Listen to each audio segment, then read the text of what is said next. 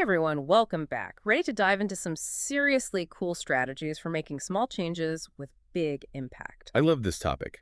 It's amazing how tiny tweaks to our routines can create these ripple effects. Absolutely. And today we're taking inspiration from Sarah and John's Little Changes series. They had some really practical advice. I'm excited to dig into that. They always have such a down-to-earth way of explaining things. Right. Okay, so one thing that stuck with me was this 2-minute rule they kept mentioning. Basically, if it takes less than 2 minutes, do it right then. Oh, I've heard of that.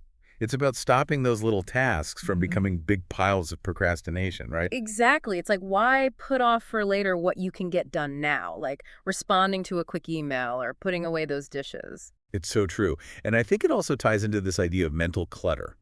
Each tiny task you put off, it's like this little bit of mental energy you're using up. Hmm. Just thinking about it. Instead of it being this looming thing, you just tackle it and move on. Yes. It's like giving your brain a little win each time. And speaking of starting your day off right, did you hear about Sarah's morning routine? Oh, yeah. She's big on gratitude, right? Yeah. She writes down 3 things she's grateful for every morning. You know what? I've actually been meaning to try that. It sounds so simple, but I can see how it can make a difference. There's actually some fascinating science behind it. It's not just about feeling good in the moment.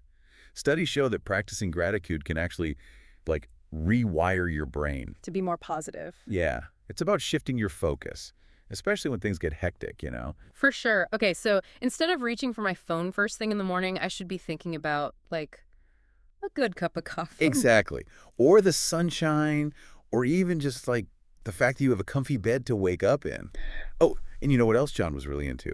Drinking water first thing in the morning. Oh, yeah. He was really emphasizing that. You'd think staying hydrated would be a no-brainer, but Right. But he was saying how important that first glass of water is, like to kickstart your metabolism and everything. it's like giving your body a little jump start for the day. Exactly.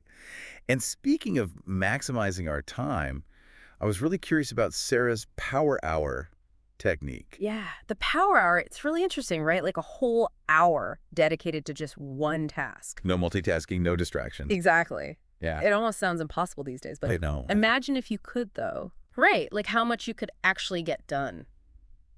That's the whole idea behind deep work, where you can really just focus on one thing without your brain flitting around everywhere.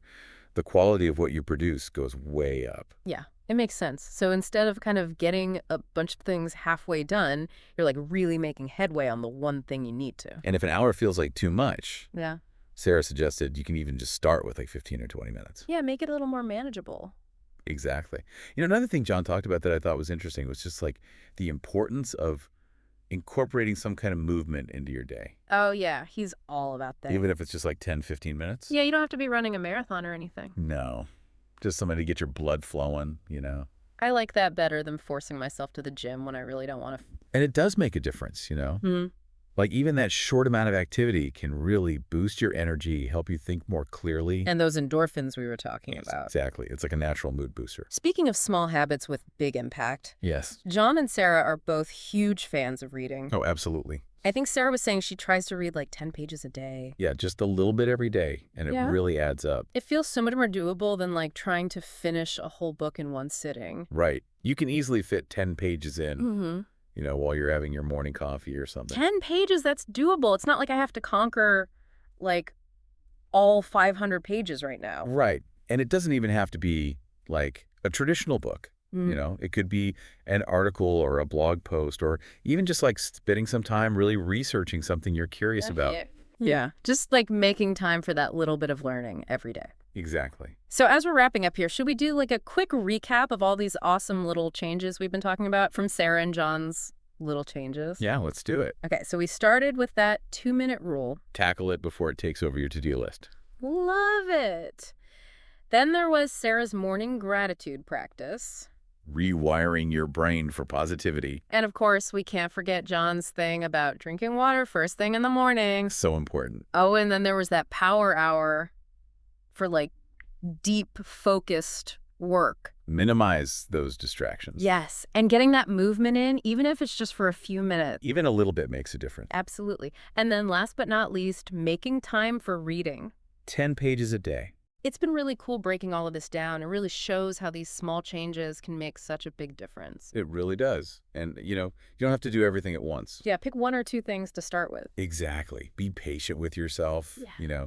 celebrate those small victories. Small steps, big impact. I love that. It's been awesome chatting with you today. Likewise. And for everyone listening, we hope you got a lot out of these little changes and how they can make a big difference in your life. Until next time, keep learning, keep growing, and we'll catch you on the next deep dive.